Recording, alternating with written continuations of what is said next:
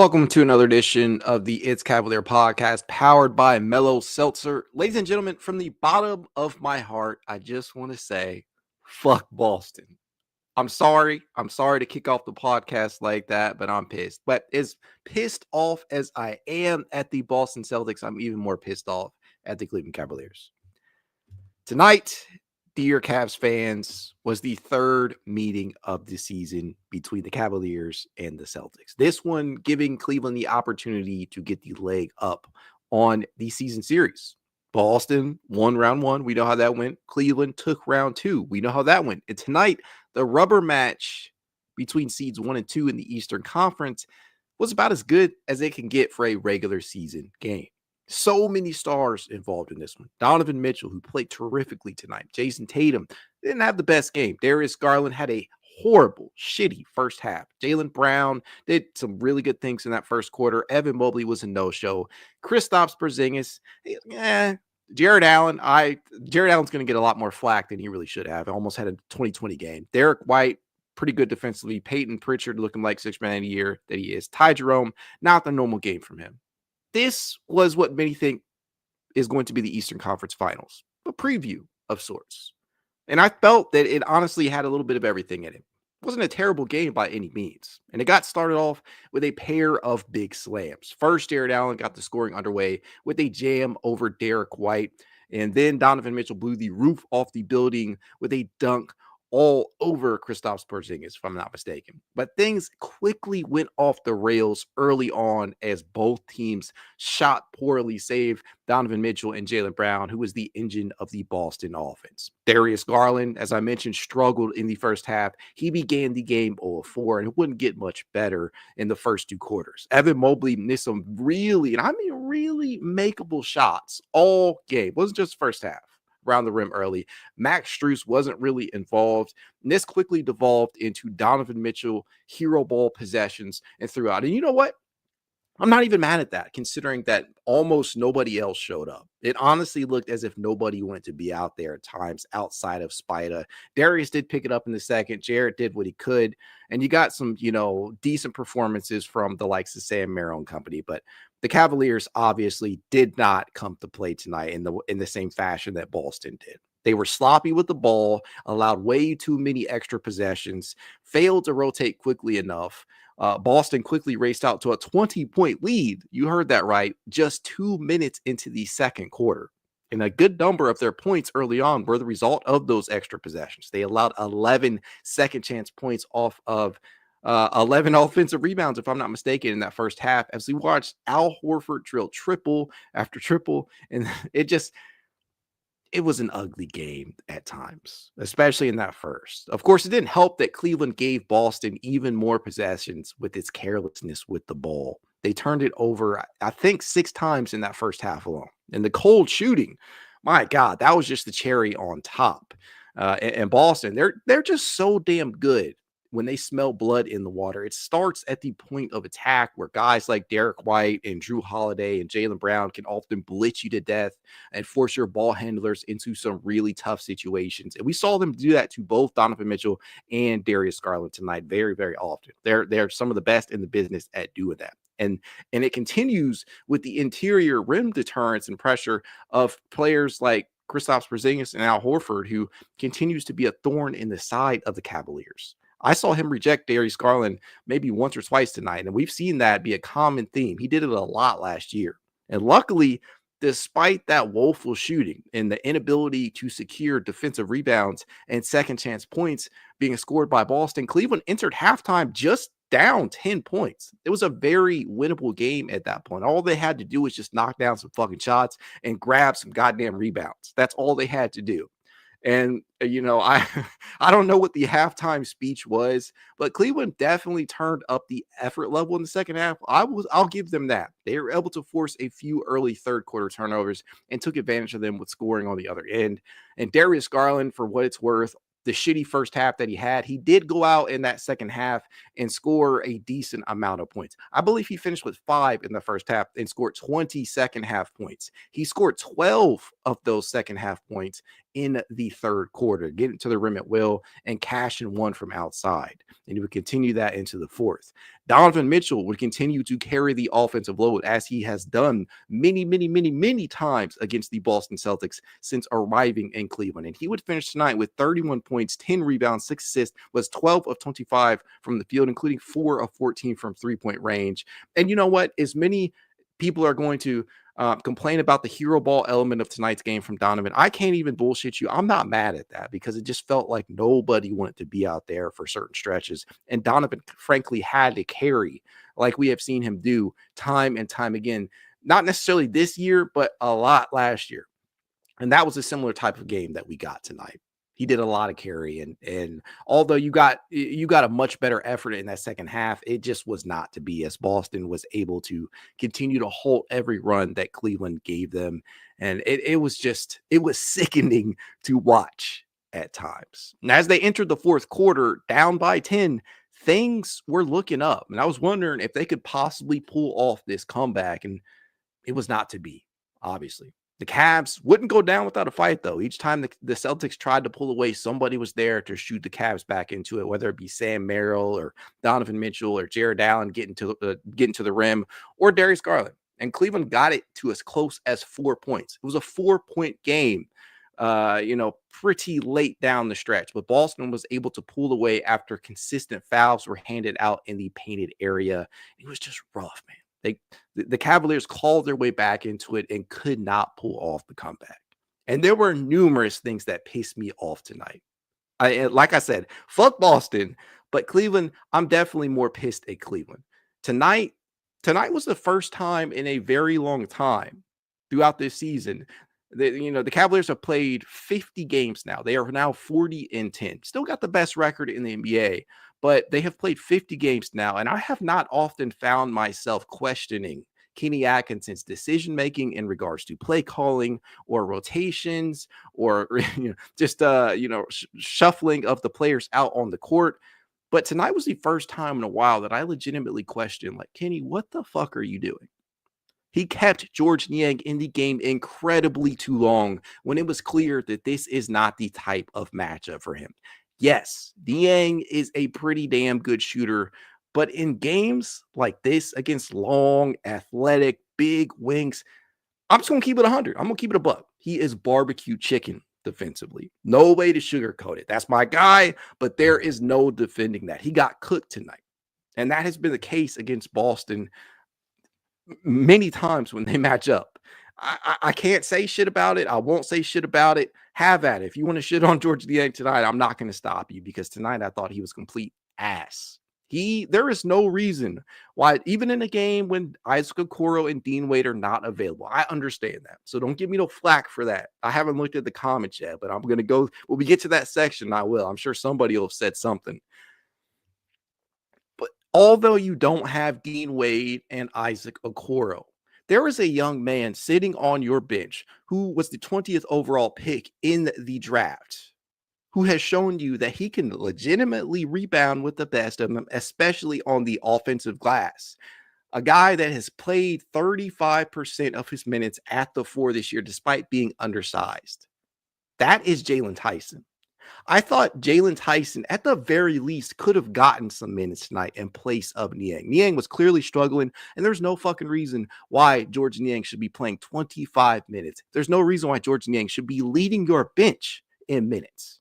I don't care if Dean Wade is out. I don't care if Isaac Okoro is out. Give Jalen Tyson a shot at the very least. Switch it up, because it was not working. And it sounds like I'm picking on Niang. It sounds like I'm picking on Kenny, but that is a legitimate gripe. I thought that you had nothing to lose because he was offering you nothing from an offensive standpoint. He was getting cooked defensively. So why not switch it up a little bit and play Tyson, who we know, like Isaac Okoro, can play small ball 4. Why not?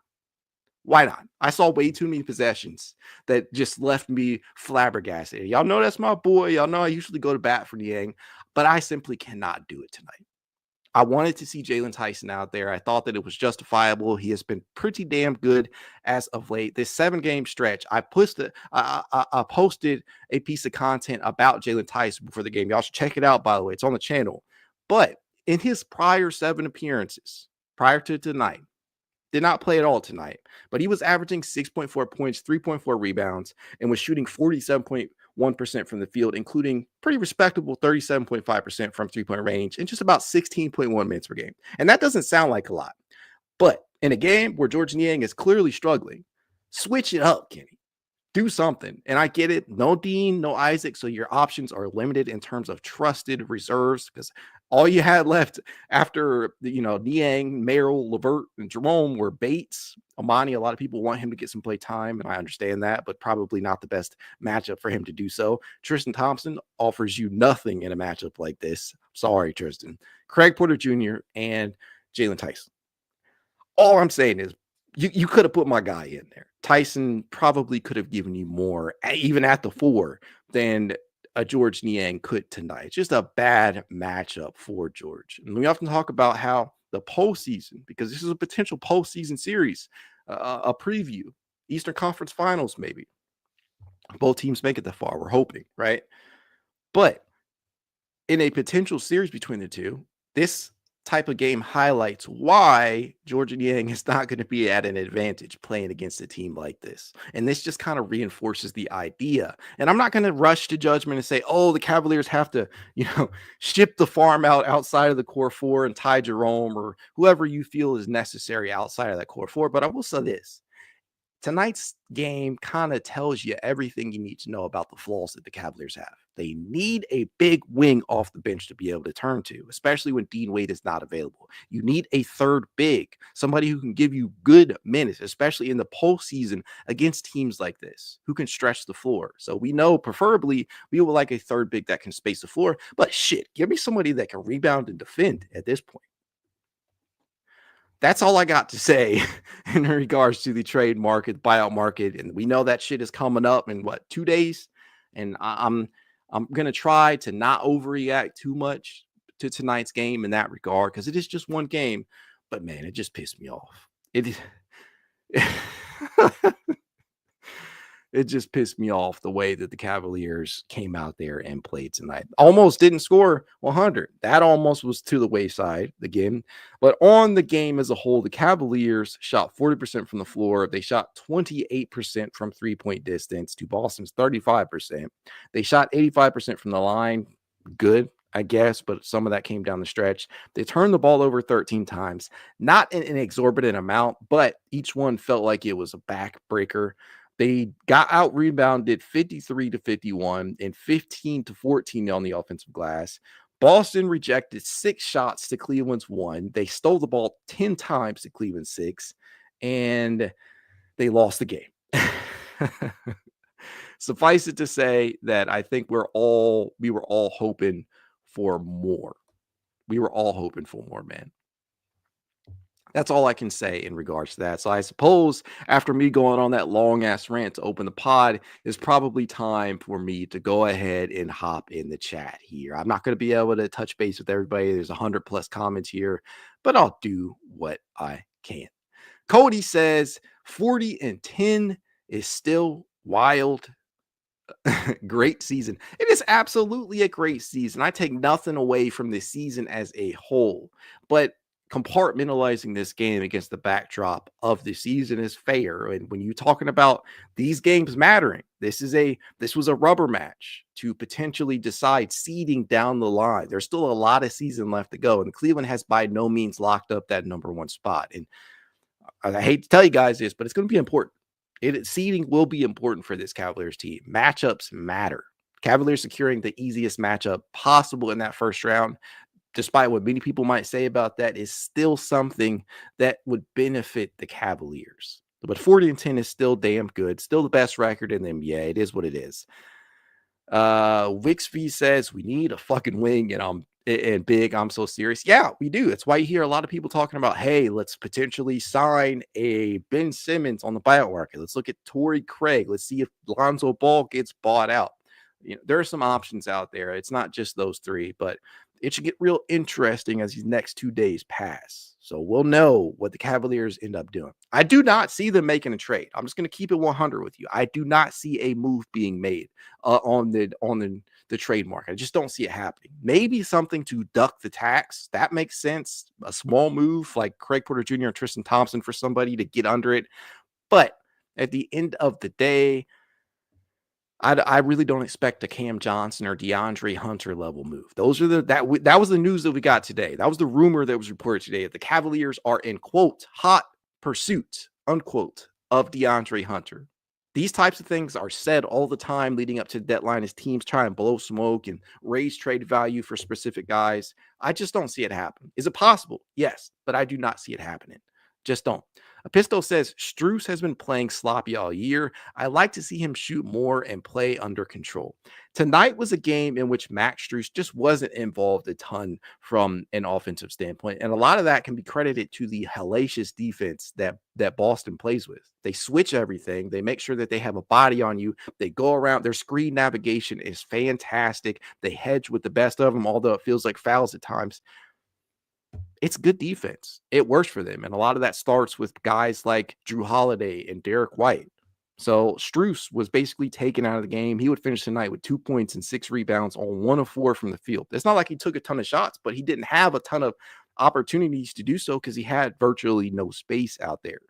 So I don't know what I can say. I really don't know what I can say about that one. Wunakahara says Tyson is going to solve our problem against athletic teams. Seriously, Kenny? I'm not even going to say he was going to solve the problems tonight. I'm just saying after watching Ian get eaten alive out there defensively, why not? What the fuck else do you have to lose? That's my point of view on that. That's all I'm trying to say is like, look, Kenny is the head coach. I'm not going to question you too much. You're 40-10, got the best record in basketball. But I will say this. At some point, when shit is not working, why not? Why not? Reaper 23 says, this game is indicative that the Cavs need to make a trade. LeVert, Yang, and our bench just won't cut it. I don't necessarily think it's indicative. It exposes the flaws, though. And that's the thing to me, right? You never want to overreact too much to one game and say, oh, you know what? We got to make a trade. We got to keep up with the Joneses. But games like tonight certainly expose the fatal flaws that this team has. Not enough athleticism out on the wings, especially when Isaac Okoro and Dean Wade are unavailable. And by the way, those two are tailor-made for matchups like this, especially Dean Wade.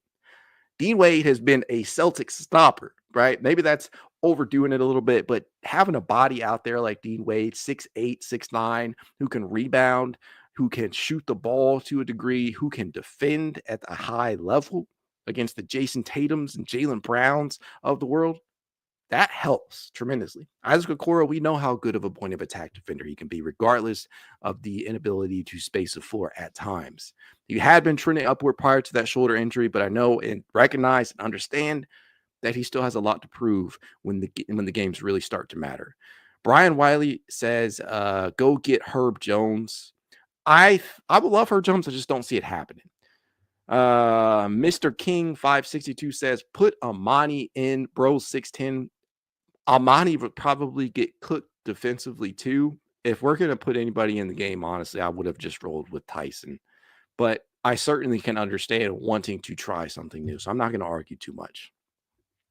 John Bontia says, we don't know that for sure, but I'm willing to try. All I can say is I think the Cavaliers are going to try and make a move on the market. I really don't know what's going to end up happening, but I do not expect a big-time move. I literally do not expect a big-time move. Tasman Sim says no trades. I don't think there's going to be a trade, but you got to understand, Tasman. You can't just say no trades at all because the Cavaliers still have to figure out what they're going to do with the tax situation. So there may be a small move made. You have to get rid of I think you got to shed 1.9 million. It's either 1.9 or 1.6 million in tax to get under that tax line. So expect a small move if the Cavaliers can pull it off. Doesn't sound like a ton, doesn't sound like a big deal, but in terms of first apron, second apron, and becoming a tax repeater and starting that clock, it matters. So expect something small. But in terms of actual additions, I think that will probably come on the buyout market. That's all I'm going to say. Tasman Sims also says all the answers are in-house. I don't think so. I think Thor probably should warrant more of an opportunity, especially when he's not playing for the Charge, which I know has been a lot of the issue lately. He's playing with the Charge and they're trying to develop his game, and he has looked good with the Charge. But I think that Kenny is still trying to trust Niang, but clearly it was not working out tonight. John Bontia says Thor and Bates are like spaghetti. I don't know what that means. Is that good or bad? You'll have to elaborate. Cody says Bobby Portis. I don't see that happening. I frankly do not see that happen. I have no problem with Bobby Portis. I think he gets a lot of undue hate, but we'll see. Chris Hines says, just like Wade, Niang, and Okoro can't contribute in the playoffs, and they got more experience. I'm not sure what that is in regards to. I think that in a game like tonight, Wade and Okoro would have been they would have been very impactful, at least on the defensive end. And I think Wade would have helped on the glass. But I don't know. They can't stay. Well, I'm not going to say they. I'm going to say Wade, because Isaac has been relatively healthy for the bulk of his career. He has missed certain stretches of seasons, but he's certainly not a guy who's missed a ton of time. And in today's modern NBA, he's playing about 70 games per season. That's not terrible. Brian Willie says Hunter would be so perfect. I would enjoy having DeAndre Hunter on the roster. I just do not see the Cavaliers being able to put together enough of a package to actually entice Atlanta enough to do that. I just don't see it happening. Is it possible? Yes, but from a financial standpoint, what you would have to send out for the Cavaliers plus picks, that 31 pick, I just don't see them being comfortable enough to part with large portions of what they would have to be able to get a guy like Hunter. And even then, I just don't think they can field a big of enough of an offer that some other team could match out there. But it's just going to be dependent upon what Atlanta is coveting right now. Phillips Floyd II says Strus is not a starter. I think it just depends. I think that Kenny Atkinson would be the first person to tell you, and Max would tell you this too. Max doesn't care. I think Spencer Davies actually got this quote, and when he had asked Max about starting. Max doesn't care whether or not he starts. I don't think Kenny Atkinson cares who starts at the 3, period. He cares about more so who closes. Whether or not you feel like Max Strus is a starter or not, I think it's apparent that the Cavaliers are going to go matchup based. The problem with that, though, is that when you don't have the guys that you would normally do that with, which would mean Dean Wade, who has started a good number of games this season, and Isaac Okoro, who has also started a solid number of games this season, you don't have either of them available. Your only other option is to start Tyson. And if I have an option to start Tyson or Max, I'm probably going to roll with Max. I'm sorry to tell you that. But if you consider Max Strus a reserve, I certainly understand that. He is not the guy that you want ideally in that starting spot, but at the end of the day, he's the best option you have, especially when you don't have Isaac or Dean available. Pardam Jat Sandhu says, relying on Dean Wade, the man's always hurt. He is. I hate the fact that we have to rely upon him. But at the end of the day, we know games like tonight showcase how impactful a player like Dean Wade is, how necessary of a archetype that type of player is. All I can hope is that post All-Star break, Dean can stay healthy. I hope that about all these guys, right? I hope that about Isaac, that AC joint sprain on the shoulder, that hurts. That's on the shooting, that's on the shooting shoulder. That's something that took Dean Wade a while to come back from, at least from a shooting standpoint. It might be the same with Isaac. And I hope that going down the latter stretches of the season, all these guys are relatively healthy. Health should be prioritized down the stretch. Cavaliers still best record in the NBA, but it was just a piss poor shooting night. They could not pull down defensive rebounds. They were careless with the basketball, and I legitimately questioned Kenny Atkinson's use of players like George Niang tonight. Tasman Sims says they have shrunk no 10 of 50 games. Ha ha ha. I'm sorry if I'm not understanding that, but yes. I mean, they play 50 games. They're 40-10. It's hard to truly, when you look at the scope of the season entirely, right? If you're just talking about the season in general, it's been a phenomenal season. Kenny Atkinson is the coach of the year. He should be, in my opinion. But tonight's performance was not up to par. That's all I got to say. Tasman says, no trade. Sorry, but you have to keep repeating for the people new to this year Cavs. It's not necessarily about acquiring new players, Tasman. It's about getting under the tax threshold. It is fully expected that the Cavaliers will probably make some type of move, but they will likely make a move on the buyout market in terms of an actual addition. Keep both of those things in mind. Brian Wiley says, I think he's responding to somebody down here. Chris, what is too far for to you? This team is making it to the Eastern Conference Finals, most likely. New York and Boston, the only teams that can beat them, and they won't meet till the Eastern Conference Finals. Personally, I think that this team is at worst making it to the Eastern Conference Finals. I think this is probably the matchup that you are going to see. I think this is it. I don't think it's going to be a cakewalk, obviously, through the Eastern Conference, but I certainly still believe the Cavaliers have what it takes to make it to the Eastern Conference Finals and beyond. But they will have to, at some point, get past the Boston Celtics. That is just how it's likely going to turn out. That's all I'm going to say in regards to that. Paramjot Sandhu says, I would like Kevin Love, to be honest, on the buyout market. Kevin Love would not be my first option, but he's certainly on the list. He's in the top 5. He is in the top 5. That's what I can say. Walter Johnson says, Wade is useless. He is always hurt. Useless is the incorrect word. Always hurt.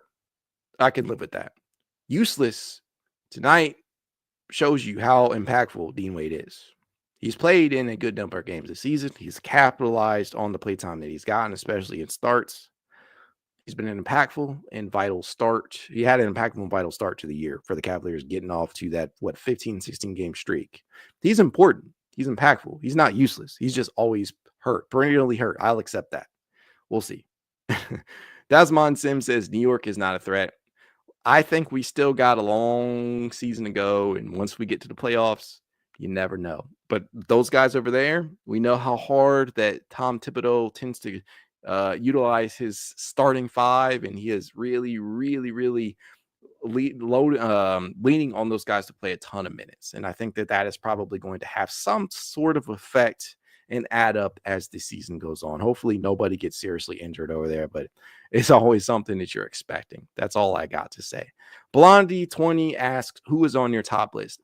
In regards to the buyout market, it starts, I know y'all hate the name, but to me, it starts with Ben Simmons, Lonzo Ball, Torrey Craig, Kevin Love. Those are the 4 names that are on my list right now.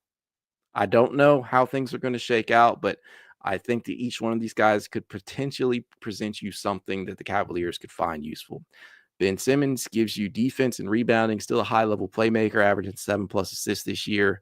I get the flaws with it. I'm not going to argue anybody else in regards to that more than I already have. Lonzo Ball can guard. He is a bigger guard out there who can play some pretty stellar defense still. Can shoot the ball at least better than Ben Simmons, because Ben Simmons can't shoot at all. And we know that he is a facilitator in his own right. When it comes to Kevin Love, we know what he brings to the table. Rebounding, even at his old age, and the ability to knock down the 3-ball. He's not what he once was. I don't want to be relied upon a Kevin Love type in the postseason, but we know at the very least he's serviceable in small, short doses. Torrey Craig almost gives you exactly what you need out of a wing. He's got some size to him. He can shoot. He's shooting 40+% this season. He's coming off back-to-back seasons prior to this season, shooting at least 39%. And we know that he is a capable defender. Torrey Craig is 34. I understand that. But I still think that on the buyout market, beggars cannot be choosers. Those are my top options right now. Those are the guys that I would like to see get an opportunity on if nobody else is available. Floyd Phillips II says Eastern Conference Finals are not guaranteed for this team. Cavs buckle to pressure often, especially in playoffs. They were nervous today. I don't think anybody is guaranteeing it. I think that it is. I expect them to make it there. I think that they finished no worse than the Eastern Conference Finals. Is it possible for them to lose in the second round? Is it possible for them to lose in the first round? Absolutely. Anything is possible in the postseason. We have seen 1 seeds lose to 8 seeds. Let's not forget that. I think it was Dallas that lost to I can't remember who they lost to. Dallas was the number 1 seed one year, and I think they ended up losing to like the Lakers or somebody. I can't remember. But All I'm going to say is they can make it to the Eastern Conference Finals. Not a given, but I think they will. Brian Wiley says Tyson is ahead of Bates because he can play within a system and is a multi-tool player. Amani is one-dimensional and inefficient. I'm sorry, but I tend to agree with that assessment. Whoever Brian was applying to here. But yeah, I think that what Tyson has shown you this year is that he can play an off-ball role similar to how he did at Texas Tech, and he can also be on ball like we saw him at Cal last year. He gives you both of those skill sets. He is a pretty good positional rebounder. He has a pretty solid defender, what we have seen prior to tonight. And it's the stats still hold because he did not make an appearance. He was holding his opponents to 41.7% from the field. He is a sturdy defender. He is a solid rebounder. His shot will come around. He can create for others. So yeah, he is multi-positional, multi-tooled. I like the ability that he brings to the table, and I honestly believe that he should have played tonight, but that's on Kenny. That's not on me. Maybe I'm missing something. Maybe he was ruled out before the game. Maybe he wasn't feeling good. Maybe Kenny just did not trust him in a big time matchup like this. But who's to say? Dr. Manhattan says, I got a couple things to say. The Cavs defense was good. The turnovers, not rebounding, and not making any shots were annoying. Get Niang off the team, please. And lastly, the trade deadline is in 2 days. I agree with just about every one of those things. Only thing I disagree with right now is as crazy as it sounds, Niang, until you have to get a replacement level player. If you're going to get rid of Niang, who are you trading for? That's what I'm going to say. And then you can't. This is something that I've often discussed with people off the record, right? If you think that George Niang is a terrible player, you think he's shitty, why would you think that some team out there would want to trade for George Niang? I mean, I understand that people have their opinion in regards to George. He was terrible tonight, especially on the defensive end. But if you're going to trade him or get him off the team, you have to bring somebody in who can realistically give you playoff minutes.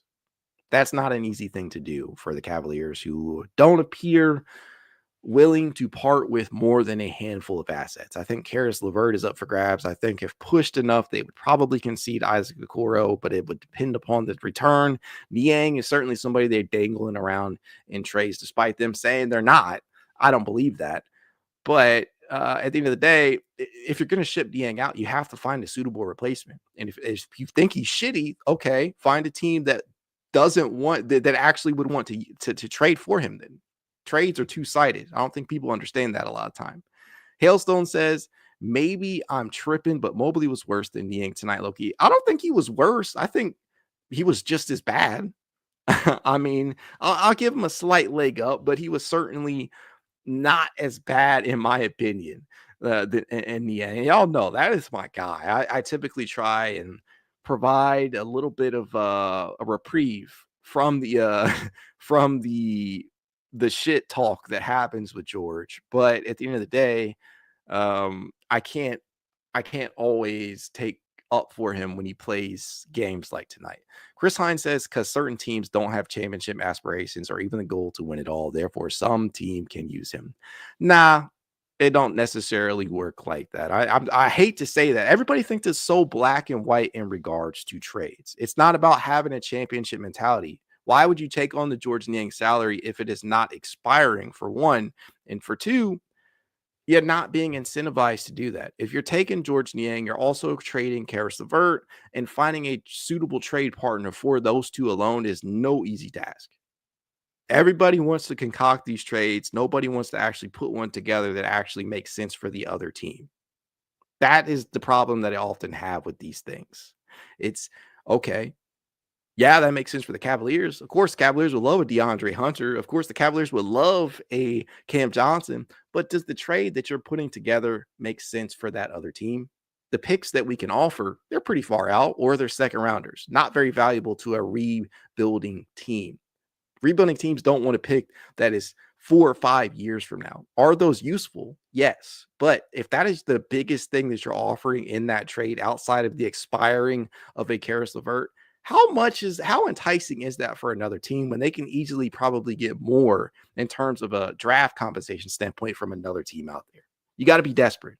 And I know a lot of people are saying with what happened with Luka, anything is possible. The thing that you got to understand about that is that Dallas, Nico Harrison, they said, we want Anthony Davis. And they called the Lakers with an offer of Luka Doncic and company. It wasn't as if they had to be sold on it. They knew what they wanted and they went after it. The Cavaliers have nothing to offer like that, where teams are calling them and saying, we want, there are pieces, obviously, but none the Cavaliers are willing to part with. If George Niang is where you're starting, Caris LeVert where you're starting, you've already lost that battle. Sorry to tell you that. That is all I can see. Chris Hines says, since most are defending Niang and Wade, we'll just see how much of an impact they will have come intense playoff time. I still think Dean Wade can provide you a real high level of impact. But the question, fair question, is always whether or not he will actually make it there due to health reasons. Niang, I don't know. Cavs Fans Lounge says, but buying out Torrey Craig wouldn't be bad, honestly. Give me Torrey Craig. I would love to have him as a buyout acquisition if Ben Simmons and Lonzo Ball are not available, if they don't get bought out. But we'll have to see what ends up happening. Jay Quest says, Niang belongs. LeVert going to get bought out one day. Someone needs to tell him he's basically SGA when he wants to be. Oh, man. We'll have to see what happens in these next 2 days, guys. The one thing I don't want the Cavaliers to do is just have some knee-jerk reaction to one game. That's all I'm going to say.